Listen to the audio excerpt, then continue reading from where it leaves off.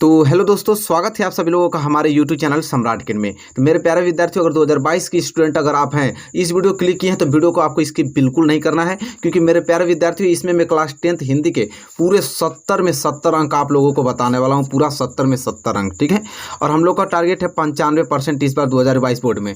तो मेरे प्यारे विद्यार्थी, इस वीडियो को शुरू से लेकर लास्ट देखिए। वीडियो बहुत ही ज़्यादा महत्वपूर्ण होने वाली है, बहुत ही ज़्यादा, क्योंकि पूरा टोटल में 70 में 70 अंक कराने वाला हूँ। एक एक जैसे पेपर आता है उस प्रकार में इंपॉर्टेंस बताने वाला हूँ कि कौन से पेपर में कितने अंक कौन से क्वेश्चन पूछे जाते हैं और कौन से इंपॉर्टेंट है, सारे क्वेश्चन डिस्कस करने वाले हैं।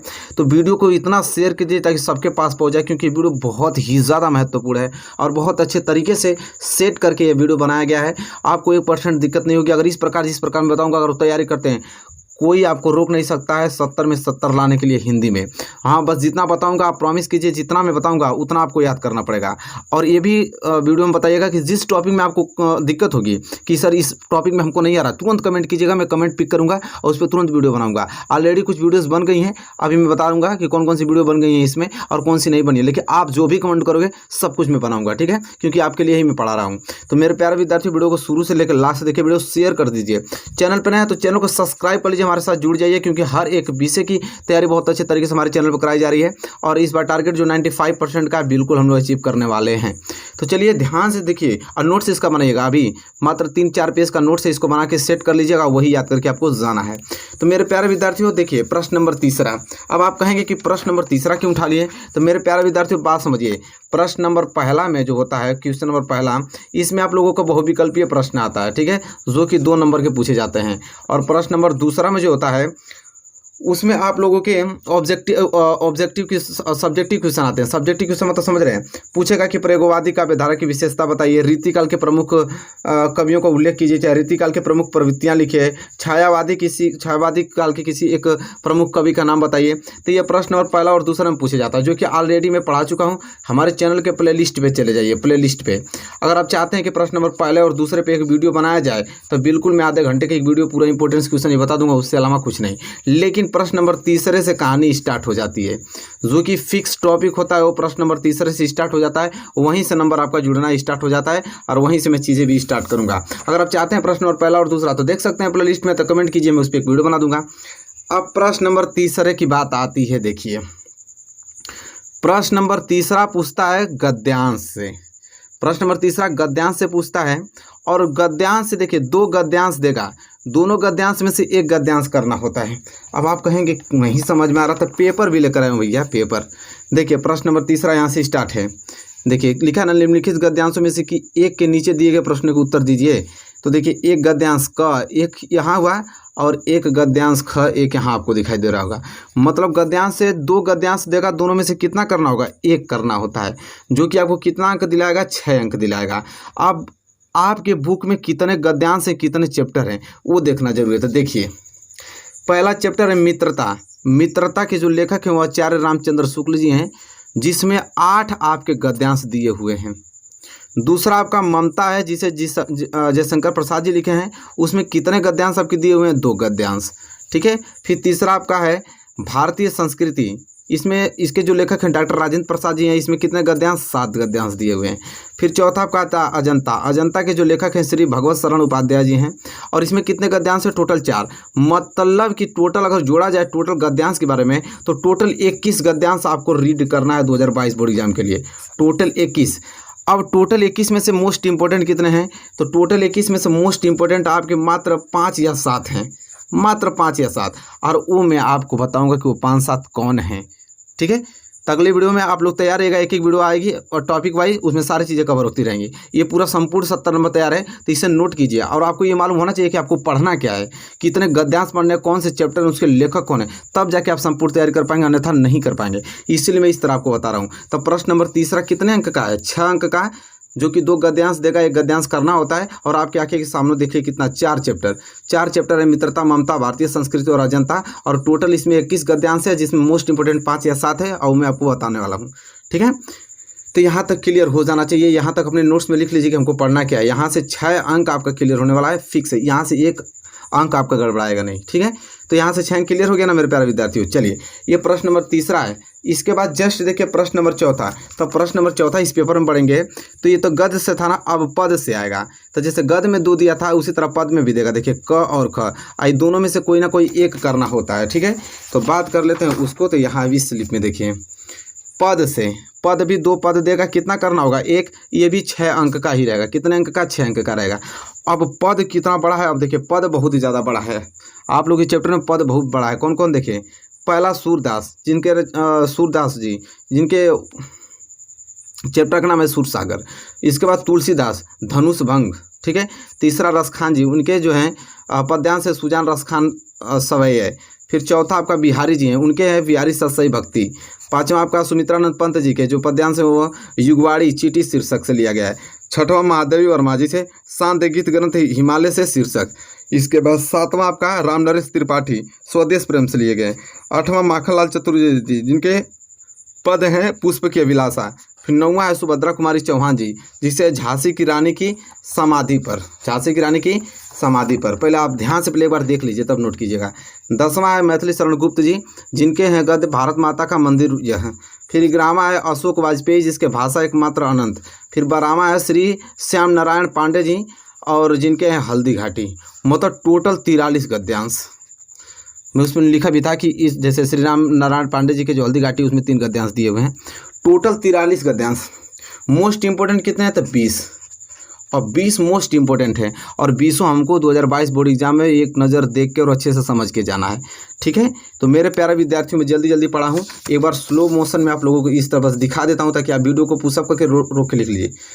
सूरसागर 4, तुलसीदास में 11 गद्यांश आपके हैं, अरे पद्यांश। रसखान में 2 पद्यांश है, बिहारी संशयी में 9 पद्यांश। इसी तरह एक बार दिखा देता हूँ, इसमें पढ़ने वाली क्या बात है, आप बस नोट कर लीजिए इसको। यहाँ इस तरह मैं दिखा देता हूँ स्लो करके और आप इसको नोट कर लीजिए। तो टोटल कितने? 43 पद समझ लीजिए। 43 पद दिया हुआ है, हमको 20 पद बस याद करना है, मतलब बढ़िया से देख के जाना है। और 20 पद में अलग अलग वीडियो में उसके पूरा एकदम अच्छे तरीके से व्याख्या करके बता दूंगा ताकि 20 आपको तैयार हो जाए और बोर्ड एग्जाम में 1% दिक्कत ना हो। तो यह तो कहानी थी प्रश्न नंबर चौथे तक। प्रश्न नंबर चौथे के बाद असली कहानी आती है और वो आती है यहाँ पे प्रश्न नंबर 5वें पे। और प्रश्न नंबर 5वां मुलाकात हो जाता है। प्रश्न नंबर 5वां आता है लेखक का जीवन परिचय जो कि आपको दिलाएगा 3 अंक। अब कौन मोस्ट इंपॉर्टेंट लेखक का जीवन परिचय याद करके जाना है वो भी मैं लेकर आया हूँ। तो पहला आपका है आचार्य रामचंद्र शुक्ल जी का याद करके जाना है, दूसरा जयशंकर प्रसाद जी का और तीसरा डॉक्टर राजेंद्र प्रसाद। इन तीनों के अलावा कोई याद करके देख के जाना ही नहीं है आपको। ये तीनों अगर याद कर लेते हैं तो गारंटी 100% मैं लेते हूँ कि आपका 3 अंक कहीं नहीं गया है, कोई रोक नहीं सकता है आपको अगर ये तीनों जीवन परिचय आपको याद है लेखक का। तो देखिए 5वां में क ख आता है, तो 5वां में क में 3 अंक मिल जाएगा लेखक की जीवन परिचय में। फिर 3 नंबर का आता है कवि का जीवन परिचय। और कौन से कवि के जीवन परिचय आपको याद कर जाना है? तो सूरदास जी का, तुलसीदास जी का और महादेवी वर्मा जी का। इन तीनों लोगों का आपका जीवन परिचय किसी कीमत पर याद करके जाना है और 3 नंबर यहाँ से भी पक्का हो जाएगा। तो लेखक के जीवन परिचय में 3 अंक पक्का हो गया, इन तीनों लोग को याद कर लीजिएगा। और कवि के जीवन परिचय में 3 अंक पक्का हो गया, इन तीनों लोग को याद कर लीजिएगा, सूरदास, तुलसीदास, महादेव वर्मा। इसके बाद कुछ देखने की जरूरत ही नहीं आपको पड़ेगी। तो प्रश्न नंबर 5वें की कहानी यहाँ तक क्लियर हो गई। प्रश्न नंबर 6वां पढ़ेंगे तो आता है संदर्भ सही हिंदी में अनुवाद।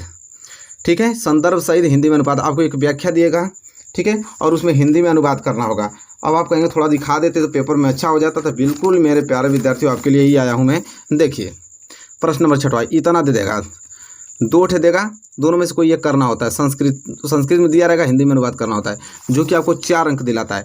अब कौन सा चैप्टर है जो कि मोस्ट इंपॉर्टेंट है और हमको पढ़ के जाना है? तो पहला वाराणसी चैप्टर, दूसरा वीर वीरन पूजते, तीसरा देशभक्त चंद्रशेखर और चौथा भारतीय संस्कृति। इन्हीं 4 चैप्टरों से सबसे ज़्यादा क्वेश्चन पद्यांश मतलब आते हैं इसके संस्कृत के, जिसको हिंदी में अनुवाद किया जाता है।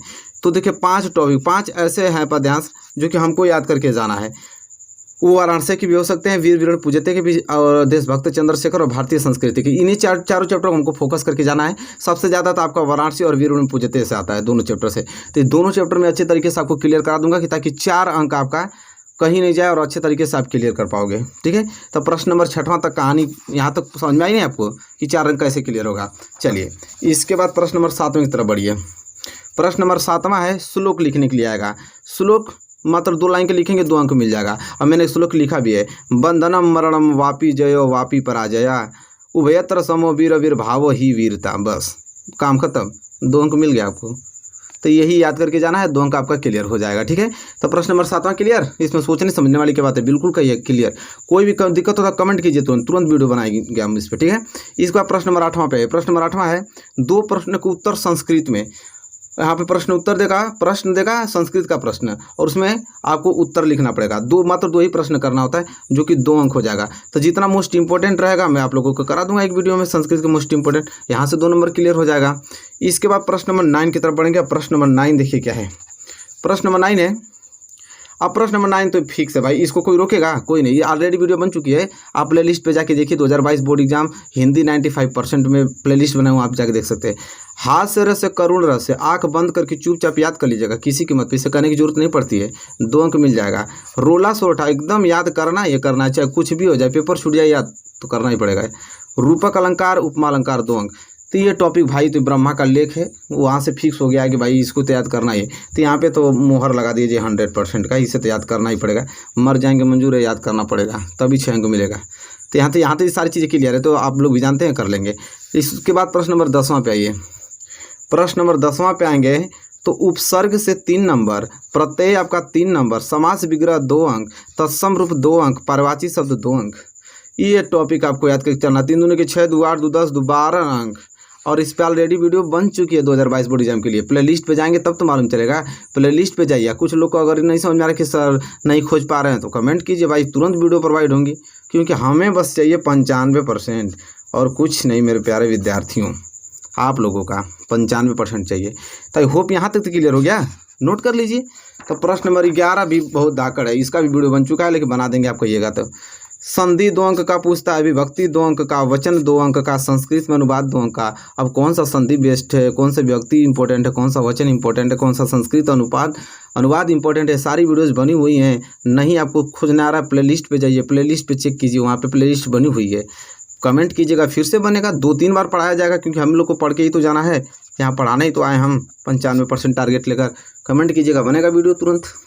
इसके बाद प्रश्न नंबर 12 निबंध 6 अंक का। अब कौन सा निबंध आपको देखना है, तो टोटल 5 अपने दिमाग में एकदम बैठा लीजिए, सटीक एकदम बैठा लीजिए। 5 तो याद करके ही जाना है, चाहे किसी कीमत पे।